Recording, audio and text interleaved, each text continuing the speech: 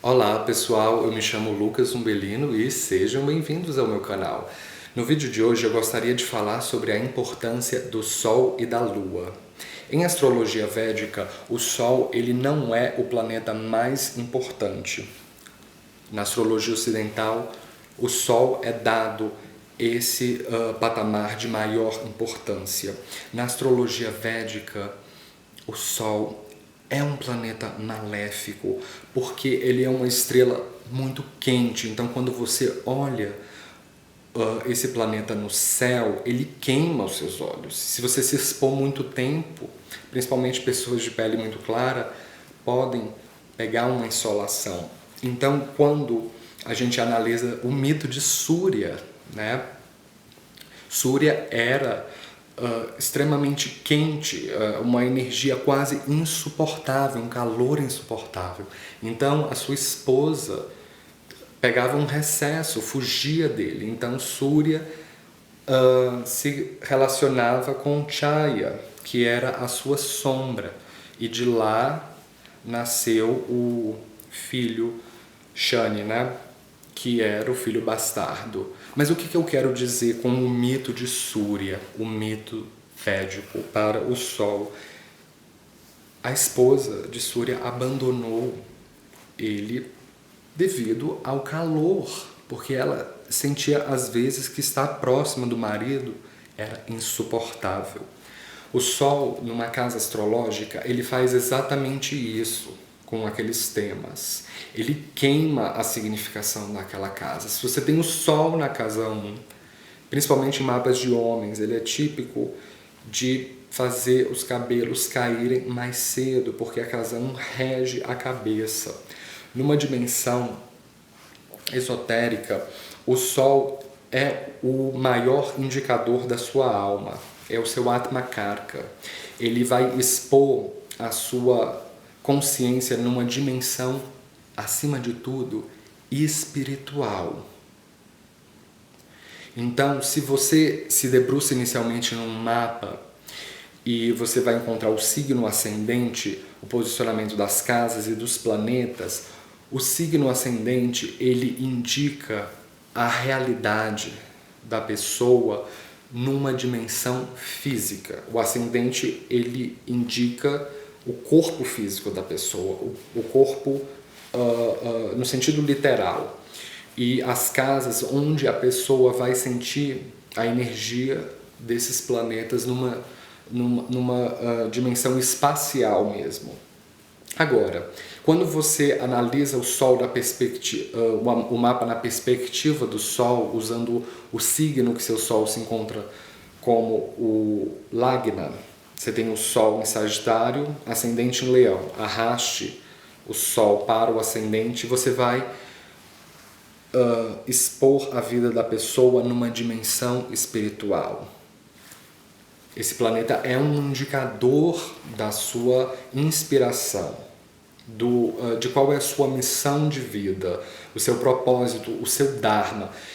O Sol exaltado em Áries ou em casas Kendra, especialmente a casas 10 e a casa 1, são onde o Sol ele ganha força. E então, quando uma pessoa tem um mapa, um Sol robusto, o que significa isso em termos práticos? Em termos práticos, significa que a pessoa vai ter mais clareza, ela vai enxergar com mais nitidez qual é o propósito de vida dela nessa encarnação, qual é a missão, pelo que ela se inspira. Então, se você tem um Sol debilitado, principalmente na casa 12, né, que é onde o Sol adquire Marna Karka, porque a casa 12 é a casa da dissolução do ego. E o Sol é o principal indicador de ego. Então, quando você coloca o Sol na casa 12, são duas energias que não se afinam. Então, o nativo ele pode sentir que às vezes o seu ego está morrendo, que a sua missão não é nítida, está se dissolvendo. A Lua indica a nossa personalidade no sentido mais individual, porque pensa comigo, se o Sol é o seu espírito, ele é uma energia etérea, impalpável, quase inalcançável. Quando você encarna, a Lua é o planeta que vai individualizar a sua consciência. Ele é o aspecto mais individual do self. Representa a sua mente, a sua psique, os seus processos mentais, conscientes e inconscientes. Então, se você deseja saber o estado da vida da pessoa numa dimensão psíquica, como ela sente a energia do mapa dela, analise o Sol, arraste o signo da Lua para o ascendente, que é o que chamamos em astrologia védica de Chandra Lagna. Chandra é um nome em sânscrito para Lua e Lagna é ascendente. Você vai ter uma noção mais detalhada de como a pessoa percebe, como ela recebe energeticamente toda a energia do mapa dela. Em astrologia védica, a Lua é o planeta mais importante, porque ela vai indicar o que você está acostumado, quais são os seus hábitos, as suas tendências emocionais, quais são a coloratura das suas emoções.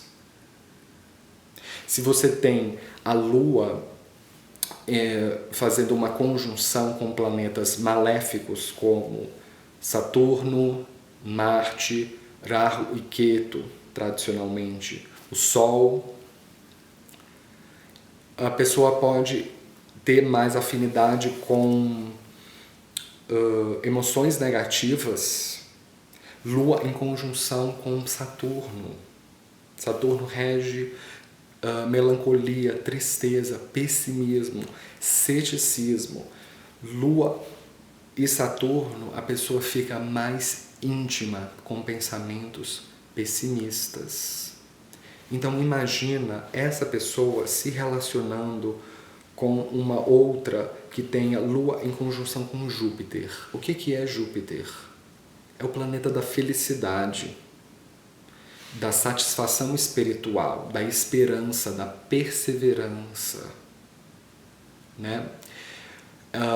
Então a pessoa Lua e Júpiter pode estar mais habituada com satisfação espiritual, com energias positivas, emoções positivas e mais facilidade às vezes até de compreender questões de espírito. Você coloca essa pessoa em conjunção com a outra de Lua e Saturno, obviamente que essas pessoas, quando viverem na intimidade, vão se odiar, porque uma é cética, pessimista e a outra é espiritualizada e otimista.